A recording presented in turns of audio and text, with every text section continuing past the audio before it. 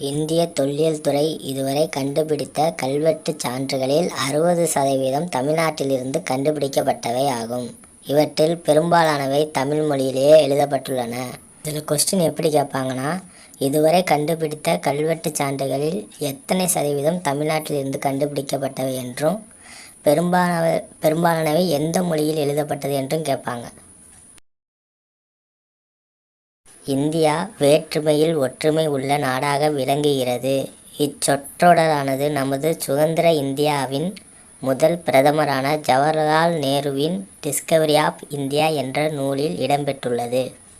இதில் கொஸ்டின் எப்படி கேட்பாங்கன்னா, வேற்றுமையில் ஒற்றுமை என்ற சொற்றொடரானது யாருடைய கூற்று என்றும் எந்த நூலில் இடம்பெற்றது என்றும் கேட்பாங்க. இந்தியாவில் பல்வேறு இன மக்கள் காணப்படுவதால் இந்தியாவை இனங்களின் அருங்காட்சியகம் என வரலாற்றறிஞர் வி.ஏ. ஸ்மித் அவர்கள் கூறியுள்ளார். இதில் கொஸ்டின் எப்படி கேட்பாங்கன்னா, இனங்களின் அருங்காட்சியகம் என இந்தியாவை கூறியவர் யார் என்று கேட்பாங்க.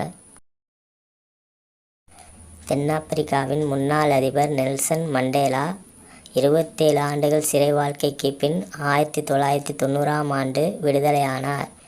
இவர் தென்னாப்பிரிக்காவில் இருந்த இனவெறிக்கு முடிவு கட்டினார். தென்னாப்பிரிக்காவில் உலகளவில் அமைதி நிலவும் மனித உரிமைகளுக்கான போராட்டத்தில் முன்னோடியாக திகழ்ந்தார். இதில் கொஸ்டின் எப்படி கேட்பாங்கன்னா, நெல்சன் மண்டேலா எத்தனை ஆண்டுகள் சிறை வாழ்க்கை இருந்தார் என்றும் எப்போ விடுதலையானார் என்றும் இனவெறிக்கு முடிவு கட்டியவர் யார் என்றும் கேட்பாங்க.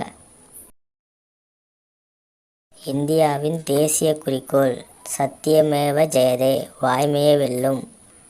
இந்த வாக்கியம் முண்டக உபநிடத்திலிருந்து எடுக்கப்பட்டது.